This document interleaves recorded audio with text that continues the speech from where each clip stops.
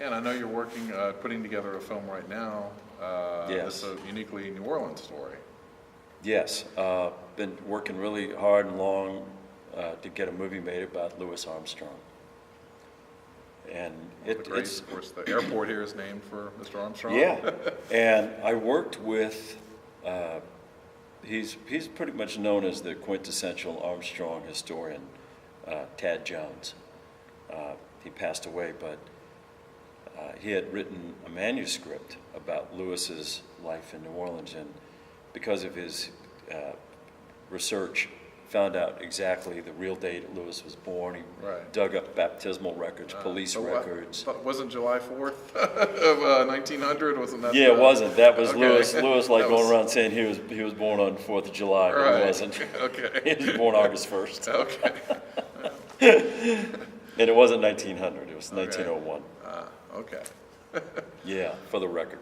So the story would be set his life in New Orleans as a Yeah, young it's man? I mean, it's the first 30 years of his life. first 30 years. Yeah, Okay.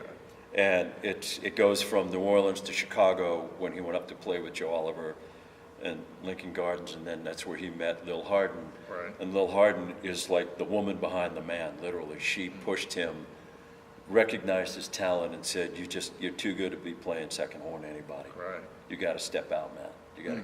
So she really pushed him, and got him to go to New York to play with Fletcher Henderson. Of course, when he got to New York, Dutch Schultz. It was during Prohibition. Right. The gangsters owned all the nightclubs. They wanted the best talent in their clubs, so they went and told Louis, "You play for me, or we'll blow your brains out." He said, okay, when do I start? So that's exactly right. But he wanted to get away from Dutch Schultz. He tried to escape by going to L.A. He got busted for smoking pot in L.A., but everybody knew he was a pot Right. smoker. Exactly.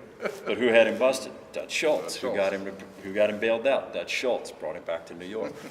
So that all ended with the end of Prohibition, and Dutch Schultz was blasted by the other families. They Right. cut him in half with a shotgun in a Jersey spaghetti joint. Right. So there's a lot of colorful events and characters behind. Oh yeah, Very yeah, colorful, Mr. it's Armstrong. great, and there's a really good dramatic through line in the film, because Louis wasn't a drug addict. Right. He smoked pot, but he wasn't like Charlie hard Parker drugs, or even Miles Davis. Right.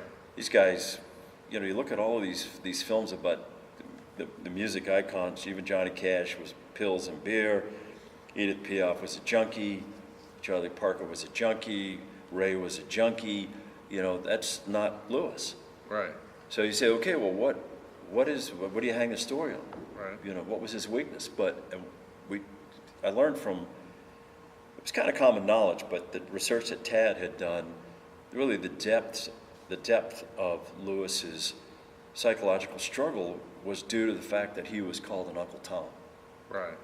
And because they said his stage persona. Right, which was a creation by him, Yeah, obviously. they considered like it it, was- placating. They thought it was minstrel shenanigans. They tortured him for it. Even Dizzy Gillespie and Miles Davis and his contemporaries, but frankly, they were just jealous because he Right, was. he was popular and Because he was better than and he they got were. the music out and he was great. Louis Armstrong was a better horn player. He was just Right. better, and he just tortured him. And he lived with that all the way up until the time in the 50s when there was an issue with the Little Rock Nine Right. in Arkansas. And at that time, the State Department was sending Louis Armstrong to Moscow and around the world to be our goodwill Right. ambassador. And he finally said, screw you, I'm not going. I said, what do you mean you're not going? He said, you're not going to let those 9 kids go to school at a public school in Arkansas? You want me to go and tell how great America is? Right. He said, so it came out in the paper that he called Eisenhower, who was president at the time, a coward, and called the governor of Arkansas a plowboy. And sure enough, and I think it was all in the works too, but it didn't hurt that he said what he said. The National Guard was sent down. Right. They had a line up in front of the school. They let those kids go to school. Right. And then it was after that, he had people in his own race calling him and saying how great he was. And he was like, but you see how Yeah, but I mean, he was crossing the color I lines was all doing that along. anyway. He was working with white performers, he was getting on television. you know why? He was working, I mean. And they picked on him because he said, "Listen, man, I got to do what I got to do to make a living." And I'm from New Orleans. We have fun when we play down here, man. Right. You know, you cats take yourself too seriously. I enjoy what I do.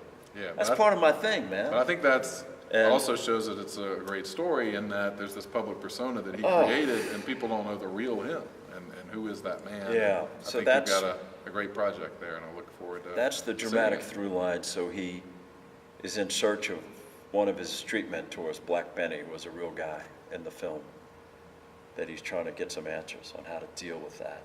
Because at the time, he was ready to just quit. Right. That I can't take it anymore, man. What's the point? They're beating me to hell every time I step out on stage. Why? I can understand getting beat up from white people, because that was just the Right. sign of the times, you know. You go play at a nice hotel or a nice club and go sleep back on the Pullman, you know, in the train car. Or when it was like time to eat, got a nice little table set up for you in the kitchen. Right. And that's what they had to endure. But but also take it, you know, from his own race was he just couldn't handle it for a while. But so that's the nature of the through line of the movie, and how he dealt with that and continued to and go created on. his great music Yeah. during that process. Yeah, exactly. And what's the title of the project? Louis. Louis, okay. Just straight up, Louis. Well, we hope to be Wayne able to see Brady that. told me a little story. I don't know if you can use all this or not. Yeah, But well. Wayne Brady, you know, read the script years ago, an earlier draft, and he called me. He says, "Man, I gotta meet with you, man." So I went and had lunch with Wayne Brady in L.A. And he said, "I went through the same shit." And he did a skit on Dave Chappelle Right. to try to prove to the world and his own race that what he was doing was just who he was. Right. They criticized him because he talked articulate, dressed too much like a yuppie. So he did this skit on Dave Right. Chappelle where he played the black yuppie and the gangster. Yeah. And he told me, he said, "I did it just to try to get people straight." Right. And he said, "Here's the sad thing, I did it to just make a statement and to be funny about my situation." And he said, "It was only after I did it that I got calls from friends of mine, black friends of mine, that says, 'Now you're cool.'" And all he could do was just shake his head. Right. He said, "Why can't I be cool just being me? Why do I have to be cool being somebody that you think I should be?" Yeah.